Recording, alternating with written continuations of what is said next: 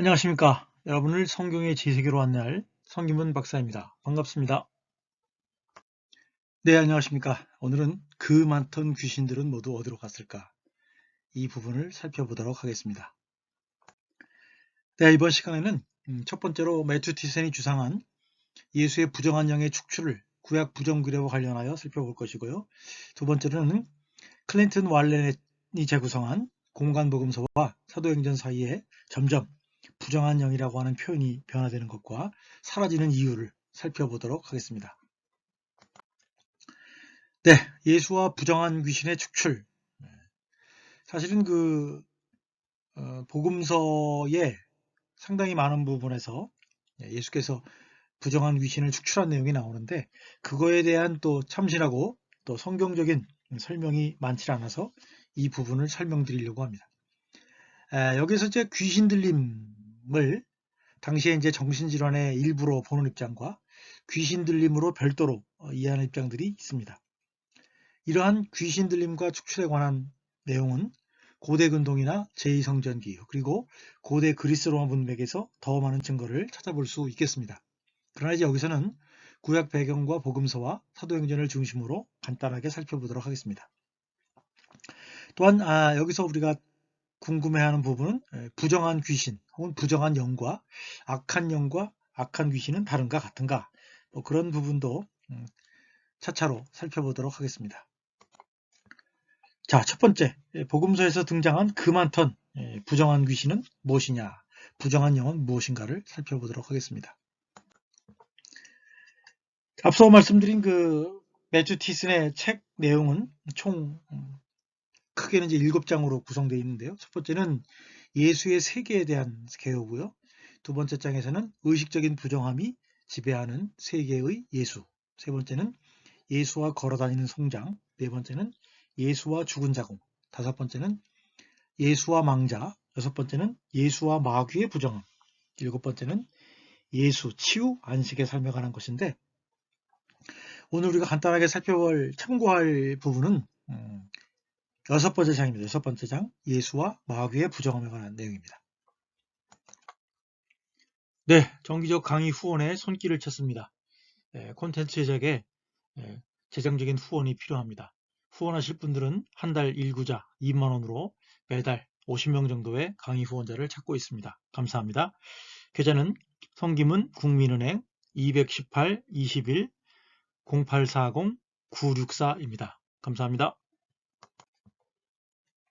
자, 이 복음서에 나오는 예수께서 기적을 행하셔서 귀신 들린 자를 낫게 하는, 귀신을 쫓아내는 그 사건에 구약적 배경이 있습니다. 부정한 귀신을 축출해내는 구약적 배경이 있는데, 레위기 17장 1절, 수염석 우상들, 귀신들을 주로 이제 광야에 사는 귀신들을 얘기할 때 그렇게 규정을 하고요. 레위기 19장 31절은 너희는 무당들 혹은 죽은 자의 영에게 물으려고 하지 마라. 귀신들 혹은 죽은 자의 영에게 묻지 말아라. 그렇게 한다면 너희가 그들로 인하여 더럽혀질 것이다. 스가랴서 13장 1절에서부터 2절이죠. 그날에 죄와 부정을 씻는 셈이 다윗의 족속과 예루살렘 주민을 위하여 열리리라. 만군의 야훼가 말하노라. 그날에 내가 우상의 이름을 이 땅에서 끊어서 기억도 되지 못하게 할 것이요 거짓 선지자와 더러운 영을 이 땅에서 떠나가게 할 것이다. 구약적 배경 아주 간단하게 살펴봤습니다. 자, 그리고 이제 복음서에 보면 예수님의 그 부르심과 예수님 자신의 어떤 사역을 보면 여러 가지 내용이 있지만 그 중에 더러운 귀신을 쫓아내는 권능을 주셨다. 예수께서 그의 12제자를 부르사 더러운 귀신을 쫓아내는 권능을 주셨다. 믿는 자들에게는 이러한 표적이 따르리니 곧 그들이 내 이름으로 귀신을 쫓아내며. 축사를 살펴볼게요. 축사라고 하는 것은 이제 사람에게 깃들어 있는 귀신을 내쫓는 행위를 말합니다. 이 특징은, 복음서에 나와 있는 그 특징은, 첫째는 예수의 이름으로, 예수의 권능으로 행하는 축사 행위였다라고 하는 거죠. 마태복음 10장 1절에 보면 더러운 귀신을 쫓아내는 능력, 권능. 그 다음에 마가복음 16장 17절에서는 내 이름으로. 이와 같은 축사 행위는 예수 자신 그리고 제자들을 부르실 때, 심지어 12사도나 72 혹은 70명의 선교사들을 파송할 때도 귀신을 쫓아내는 그런 권세를 주셨다라고 하는 거죠. 심지어 예수의 승천 후에 제자들에게도 그런 현상이 나타나고 있다라고 하는 점에서 귀신을 쫓아내는 역사가, 행위가 매우 중요한 역할을 했다라고 하는 거죠. 그런데 여기서 질문하는 첫 번째 질문은 그거예요. 왜 도대체 귀신은 부정하다고 불리느냐? 제가 앞서 말씀드린 것처럼 구약에 보면 이 레위기나 스가랴서에 보면 이 부정한 귀신, 광야, 그 다음에 이제 마지막 종말의 때에 이 죄와 부정을 씻는 셈에 대한 얘기를 하고 있고, 부정한 귀신을 쫓아내는 얘기가 나오겠다는 거죠.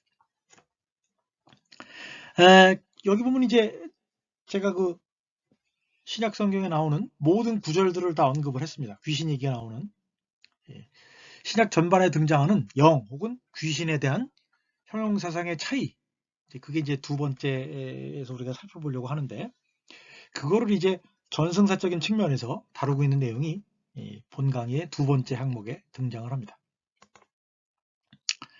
먼저 이제 우리의 얘기를 가장 시작할 구절은 마가복음 9장 25절입니다. 그 더러운 귀신을 꾸짖어 이르시되 말 못하고 못 듣는 귀신아 내가 내게 명하노니 그 아이에게서 나오고 다시 들어가지 말라. 이 특징은 아주 간단한 표현이지만 특징은 한 세 가지 정도가 있어요. 첫째는 부정결을 의미하는 부정한이라고 하는 형용사가 존재한다. 두 번째는 그가 귀신 축출을 통하여 부정결에서 깨끗해진다거나 의학적 측면에서 병이 낫는다는 표현 혹은 믿음으로 구원을 받는다라고 하는 표현은 나타나고 있지 않다는 거죠. 그러니까 이 다른 귀신을 쫓아내는 표현 그 구절과의 가장 큰 차이점은 거기에 있다는 거고요. 세 번째는 그가 정신이 온전해진 것을 본 사람들의 반응만이 언급될 뿐이라고 하는 거죠. 그런 면에서 마가복음 9장 25절은 아주 간단하지만 우리가 살펴봐야 될 핵심적인 부분을 다루고 있다라고 하는 점을 말씀드리고요. 이와 같은 그런 예수께서 귀신을 쫓아내던 일 혹은 그들을 온전케 하신 일에 대한 복음서의 언급은 의외로 많습니다. 요한복음을 빼놓고 다 얘기하고 있어요. 많다는 얘기죠. 심지어 이런 사건들에 대해서는 예수의 반대자들도 알고 있었고 또 그것을 통해서 예수를 비판할 정도로 아주 심각한 사건이었다고 하는 것을 우리가 알 수 있겠습니다. 자, 이 핵심적으로 우리가 다뤄야 될 사건은 마태복음 8장 28절에서 34절, 마가복음 5장 1절부터 20절, 누가복음 8장 26절에서 38절에 등장하는 부정한 귀신을 축출한 사건입니다. 본문을 읽어볼게요. 마가복음을 읽을게요. 예수께서 바다 건너편 거라사 지방에 이르러 배에서 나오시매 곧 더러운 귀신 들린 사람이 무덤 사이에서 나와 예수를 대적하더라. 그 사람은 무덤 사이에 거처하는데 이제는 아무도 그를 쇠사슬로 맬 수 없게 되었으니 이는 여러 번 고랑과 사슬에 매었어도 쇠사슬을 끊고 고랑을 깨뜨렸음이로라. 그리하여 아무도 그를 제어할 힘이 없는지라.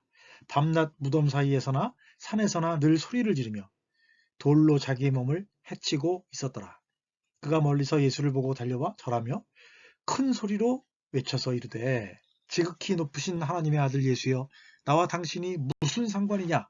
하나님의 이름으로 명하노니 나를 괴롭히지 말라 하니 이는 예수께서 이미 그에게 명령하사 더러운 귀신아 그 사람에게서 나오라 하셨습니다. 다 끝난 게 아니에요. 또 있습니다. 허락하신데 더러운 귀신들이 나와서 돼지에게로 들어가매 거의 2,000마리 되는 떼가 바다를 향하여 비탈로 내리더라. 바다에서 몰사하거늘 돼지를 치던 자들이 도망하여 읍내와 여러 마을에 말하니 사람들이 어떻게 되었는지를 보러 와서 예수께 이르러 그 귀신 들렸던 자, 곧 군대에 계신 집회던 자가 옷을 입고 정신이 온전하여 앉은 것을 보고 두려워하더라. 가장 극적인 귀신을 쫓아내는 사건이죠. 거라사 귀신 들린 자 사건이다. 이 예수께서 갈릴리 바다 건너편 거라사에서 만난 귀신 들린 자는 무덤 사이에 거하던 자였다라고 하는 거죠. 예수께서 귀신에게 나오라 라고 명령하자 그 귀신이 이 지방에서 내보내지 말아달라고 요청했다가 근처에 있던 돼지떼에게로 들어가게 해달라고 간청을 했습니다. 그러자 2,000마리의 돼지떼가 바다에 빠져 죽은 것을 충격적으로 목도한 양돈업자들이 그 동네 사람들에게 알리고 그 소식을 들었던 지역민들이 예수께 그 지방에서 떠나기를 요구하였고 결국 귀신 들렸던 자가 사람들의 요구에 따라 배에 올라 떠나시는 예수와 함께 있으려 하자 예수께서 그에게 집으로 돌아가 주께서 긍휼 가운데 하신 그에게 행하신 큰 일을 가족에게 전하라고 하는 파송의 말씀으로 마무리된다라고 하는 거죠. 그런데 이 재밌는 것은 이와 같은 사건들의 대부분 끝이 비슷하게 파송의 말씀으로 끝난다라고 하는 거죠. 그러니까 마치 이제 예수의 치유 사건들에서 자주 등장하는 그런 마지막 엔딩이라고 하는 거죠. 여기에 등장하는 사람은 가장 부정한 귀신 들린 사람이었다고 하는 거죠. 혹은 가장 부정한 귀신이었다는 거죠. 왜냐? 이 사건은 부정한 무덤, 부정한 귀신, 부정한 짐승, 그리고 부정한 이방인의 땅이 언급된다는 점에서 레위기 등이 규정하는 거의 모든 부정한 것들의 집합소라고 할 수가 있겠습니다. 광야는 방랑하는 자 혹은 귀신들이 거하는 부정한 땅으로 여겨졌으며 레위기에도 잘 나오죠. 계시록에서는 개구리로 나타난다라고 하는 거죠. 군대, 레기온이라고 하는 이름을 가진 귀신 들린 사람 그리고 이들이 이동하기를 원하는 것 자체가 돼지들이었다라고 하는 점은 더 역설적으로 나타난다고 하는 거죠. 그러니까 구약적 유대적 배경으로 얘기하면 이런 부정한 무덤, 부정한 귀신, 부정한 짐승, 부정한 이방인의 땅을 얘기하고 있는 것이고요. 헬라적인 측면에서는 그 레기온, 군단이라고 하는 이름이 갖고 있는 막강함, 그것을 얘기해주고 있고 또 제가 앞서 말씀드린 것처럼 이 이방인의 땅에 돼지를 키운다라고 하는 것도 어떤 그런 부정함에 대한 강력한 어떤 메시지를 담고 있다고 할 수가 있겠죠.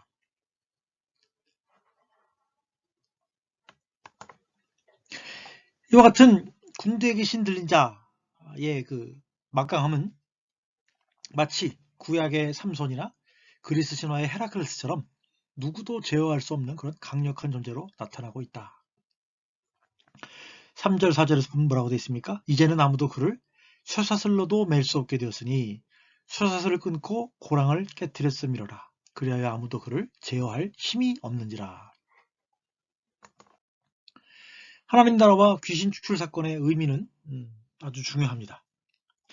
종말의 전투가 선과 악, 사탄과 귀신에 대한 승리로 묘사되는 하나님 나라는 다른 기적적인 치유 사건과 아울러서 축기 사건과도 밀접한 관련이 있습니다. 내가 하나님의 성령을 힘입어 귀신을 쫓아내는 것이면 하나님 나라가 이미 너희에게 임하였느니라. 그처럼 예수의 축기 사건은 다양한 치유 사건들 가운데 하나로 하나님 나라 임재의 증거였다고 하는 거죠.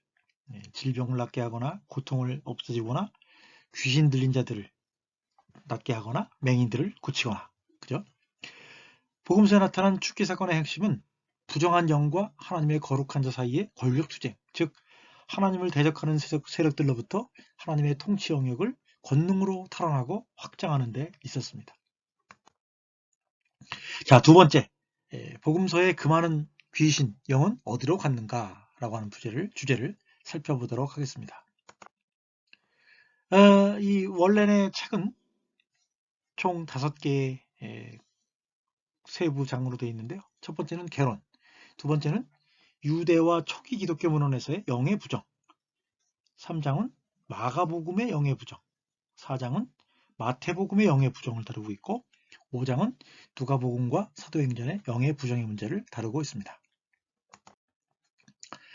네, 오늘은 말씀드린 것처럼 그 티센의 한 챕터 전체를 다루지도 않았고, 또 원래는 쓴 그 전체를 다룬 것이 아니라 이번 부분에서는 어떻게 이 귀신 혹은 영에 대한 이름이 바뀌었는가, 어떻게 이 유대 사회에 잘 복음서에 잘 나타났던 그런 것들이 이제 이방 세계로 복음이 전파되면서 어떻게 바뀌었는가, 그런 거를 한번 살펴보려고 합니다. 클린턴 말레는 성경 시대의 부정한 귀신관이 세 가지로 변천 단계를 거쳤다고 주장을 합니다. 첫 번째, 구약에서는 개인에 대한 악한 영의 역할로부터 이스라엘 전체의 정체성에 대한 위협으로 변화했다고 하는 거죠. 두 번째, 초기 중간기 문헌에서는 그것이 이제 공동체의 정체성에 관한 위협으로 나타난다고 하는 거예요. 세 번째는 후기 유대 문헌과 초기 기독교 문헌은 그것을 개인과의 관련성을 강조하고 있다고 하는 거죠.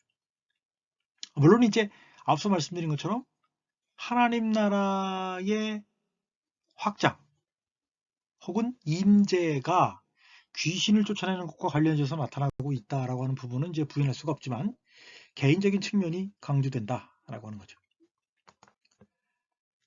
유대 문헌들과 공관복음서의 특징을 살펴보면 원래는 유대적 상황하에서 불연속성의 측면에서 공관복음에 등장하는 마귀들의 특징을 살펴볼 수 있다고 얘기합니다. 첫 번째는 유대인들보다 이방인 독자가 부정한 영들과 더 긍정적이고 더 많은 접촉을 나타내는 것으로 보인다. 또 부정한 영을 유혹자로 묘사하는 유대 문헌들과는 달리 고통을 주는 자로 묘사된다고 하는 거죠. 그래서 우리가 복음서를 보면 사탄과 마귀가 구분되어 있죠. 그래서 예수께서 그 광야에서 받은 시험에서 사탄이 그런 유혹을 하는 역할로 나타나고 있지만 상당히 많은 복음서의 내용에서는 이 부정한 영이 개인에게 고통을 주는 자로 나타나고 있다고 하는 것도 유대적 상황과 복음서의 상황이 차이가 있다는 것을 보여준다고 하는 거죠. 자, 그리고 이제 그러면 뭐 공관복음서는 다 똑같이 얘기하고 있느냐? 그렇진 않아요. 그래서 공관복음서에는 사람의 정화에서 제의적 요소들의 역할보다는 내적인 동기나 양심을 강조하는 그런 공통점이 존재하고 있지만 차이점도 있다는 거예요. 마가복음의 경우에는 가장 원시적인 개념을 내포하고 있는 것처럼 보이는데 특별히 영의 부정한 영과 그 여파를 예수의 거룩 개념과 대조하고 있다. 두 번째는 마태복음의 경우에는 그 나라의 도래와 사탄의 패배와 같은 더 복잡한 귀신론을 보여주고 있지만 축기 사건은 더 짧게 더 다양하게 묘사되는 경향이 있다. 개별적으로 괴롭힘을 주는 귀신과는 달리 부정한 영은 이스라엘 사람들 전체를 위협하는 존재로 나타나고 있다. 세 번째는 누가의 경우에는 축기를 치유로 보며 이스라엘 땅에서 주로 부정한 영을 언급하지만 이방인의 땅에서는 점술의 영과 악령으로 묘사하고 있다라고 하는 점이죠.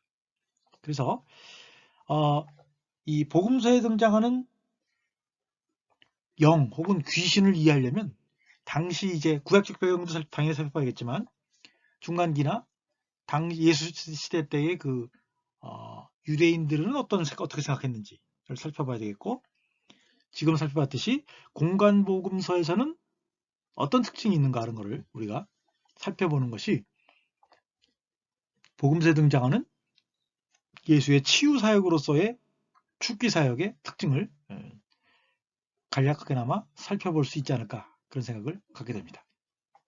그래서 제가 처음에도 지적을 했듯이 전체적으로 이제 이방의 땅으로 넘어가면서 이 귀신 혹은 영에 대한 형용사가 부정한 이라는 표현에서 점술의 영이라든지 악한 영이라는 식으로 이름이 바뀌어졌다 갔다라고 하는 점을 마지막으로 말씀을 드립니다.